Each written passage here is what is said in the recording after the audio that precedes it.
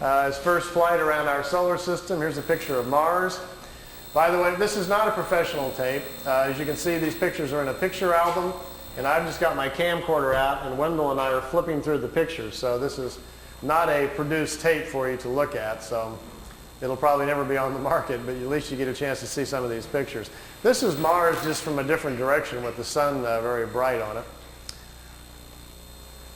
Now, here is Mars, but here's one of these satellites. It's in orbit around Mars, made on Earth, unannounced, and is in orbit. This is the spring of 1976, and this device is in orbit around Mars. I don't know exactly who made it or who put it up there. Here's another one. This is Mars again, and here's the light panels, solar panels, and the satellite equipment in orbit around Mars again. This is a different one. This is a dust storm on Mars. Billy wanted to get close and try to take pictures of artifacts. You've all heard about some of the Cydonoplaza on Mars, about the face on Mars that Richard Hoagland and other people have been looking into. Billy published a paper back in the 70s talking about that. There was a race of people lived on Mars. They had a terrible catastrophe about 186,000 years back. At the time, there was about 40 million people killed on Mars, and they're all gone now, of course. So there were societies there, and we will find quite a few remains of their civilization once we get up there. Here he's on board one of their large motherships. This is the side or the edge of a saucer that was parked inside as he was walking by it. Here's Jupiter. Here's the mothership in orbit. They're flying into it to go aboard. It was 17 miles high and about 10 miles in diameter. He spent 3 days on it. They went to different places in our galaxy to show him around. This was the craft that was right in front of him as they were flying into it. He took a picture of that one. Here, again, is back at Mars. These aren't in any particular order. Here's another object in orbit around Mars, and look, here's an American flag on it. So there's a couple of things that they put up there that the military's put up that we don't know about. This is a picture of Billy in a suit. He's on a prehistoric planet to see the dinosaurs. He's got a breathing apparatus on. This is a Pleiadian man, and they've stepped outside of the ship so he can see the animal life on this prehistoric world. Got his picture taken too. That's pretty good. This jumps back here to, remember the Apollo-Soyuz hookup, us and the Russians back in '76? Billy asked him if he could go up and watch it. They said, okay. They took him up. There's several pictures here of the Apollo-Soyuz hooking up with Earth in the background. Some of the wildest pictures he's got. I mean, just look at the vantage point. The planet's in the background. How else would you get this picture unless you were up there at that particular vantage point? Not a lot of people have that in their photo albums, you know.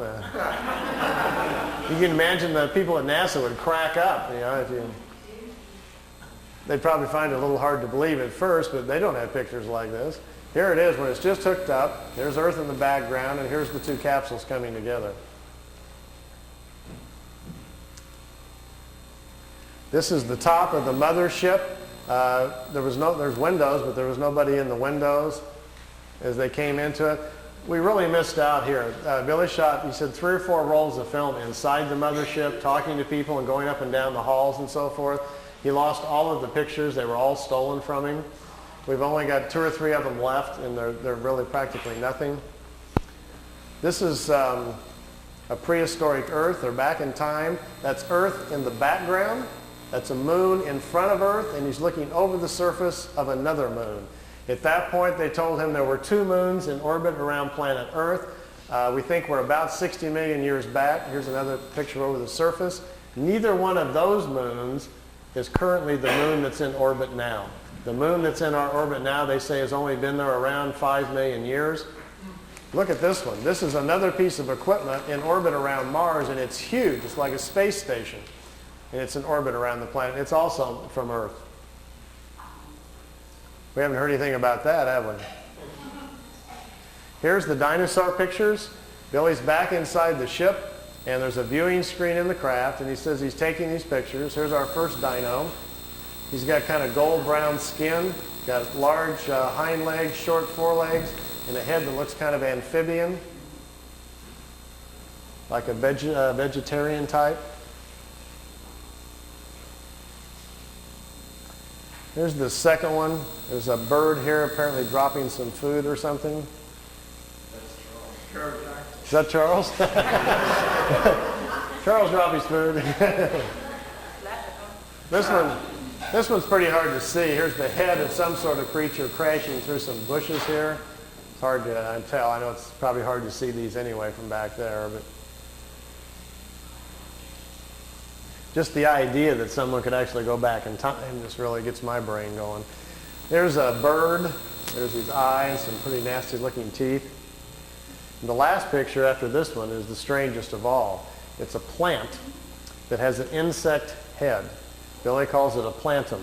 They were trying to explain to him how the evolution of different life forms goes. How, for instance, here's a plant life when the plants are the food kingdom of the world. When the plants evolve to a certain level of evolution, then these lower order forms, here's a small head, and this head is part of that plant. There's these two little eyes. It's an insect, the beginning of insect life on the planet when the food kingdom has evolved high enough. There are 7 different stages, they say, of spiritual energies or creational energies on a planet that create the many different kinds of life forms. There's a transition from one kind to the next. Ours is the 7th or the last one. We have to wait until the animal kingdom has raised the evolution of the body material high enough so our cycles can start.